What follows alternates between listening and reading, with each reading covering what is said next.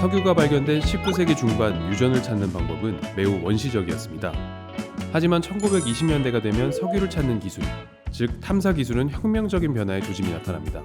이 변화의 단초는 제1차 세계대전이었습니다. 1914년에 발발한 제1차 세계대전에서는 빅버서라고 불린 대형 대포들이 투입되었습니다. 우리말로는 뚱보쯤 되겠네요. 빅버서는 멀리 12km 밖에서 발사되어 연합군이나 독일군 모두에게 공포의 대상이었습니다. 특히 1916년에 벌어진 한 전투에서는 영국과 프랑스가 약 3,000문의 대포로 독일군을 공격했는데 정찰 부대와 특공대를 투입했음에도 불구하고 상대 포대를 찾는 데 어려움을 겪었다고 합니다. 이 때문에 미국과 독일은 상대 포대를 찾아내는 기발한 방법을 연구하기 시작했습니다. 그런데 서로 방식은 달랐습니다. 미국은 대포를 쏘면 들리는 소리, 즉 호성을 이용해 진지를 찾으려 했습니다. 이 방식을 주도한 인물은 클래런스 카처였습니다.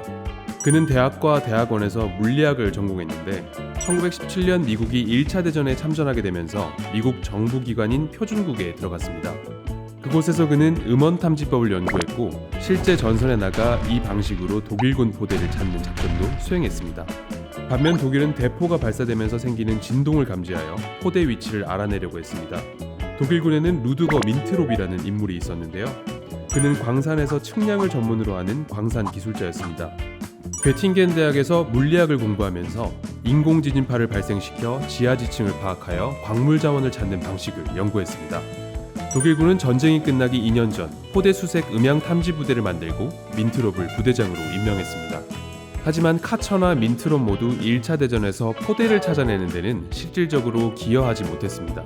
하지만 이들이 전쟁을 통해 개발한 탄성파 탐사 기술은 급속도로 진전되었습니다. 기술 개발을 위해서는 수많은 실험을 거쳐야 했는데 전쟁터는 이루 말할 수 없을 만큼 좋은 실험장이었기 때문입니다. 전쟁이 끝난 후 이들은 자신들이 개발했던 기술들을 상업화하기 위해 노력했습니다. 1920년 민트롭은 독일에서 암염돔을 자신의 기술로 찾아내는 데 성공했고 독일 광산회사들의 자금을 지원받았습니다. 이후 민트롭의 탐사 배사는 독일은 물론이고 유럽에서 수많은 광산을 찾아내는 데 기여했습니다. 그리고 그는 석유 탐사에도 의욕을 보여 1924년에 미국에 진출하였습니다. 민트롭이 화려한 성공 가도를 달리고 있을 때 미국의 카처는 시련을 겪고 있었습니다. 전쟁에서 돌아온 카처는 펜실베니아 대학에서 물리학으로 박사 학위를 받았습니다. 그는 자신의 탄성파 탐사 기술을 실험하기 위해 유전이 많이 발견되었던 오클라호마주로 갔습니다. 지금부터 딱 100년 전인 1921년 그는 자신의 기술을 입증하면서 석유 회사들로부터 유전 탐사 일거리를 확보하게 되었습니다. 그런데 1차 대전이 끝난 직후라 석유 수요가 급감하여 유가는 배럴당 3.5달러에서 단돈 2센트로 폭락했습니다. 당연히 석유는 넘쳐났고 유전 탐사 일거리는 끊겼습니다. 당연히 카처 회사도 문을 닫았습니다.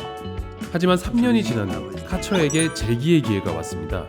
유가가 다시 3달러대로 회복되면서 유전이 필요했던 석유 회사들이 그를 찾았던 것입니다.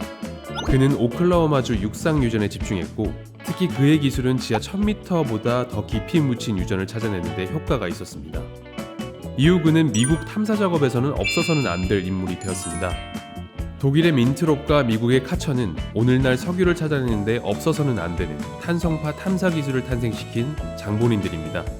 탄성파 탐사 기술은 바로 포기하지 않는 인내와 고집의 결과물이었습니다. 그리고 물리학과 지질학을 결합한 요즘으로 얘기하면 창의적인 융합의 결과물이기도 했습니다.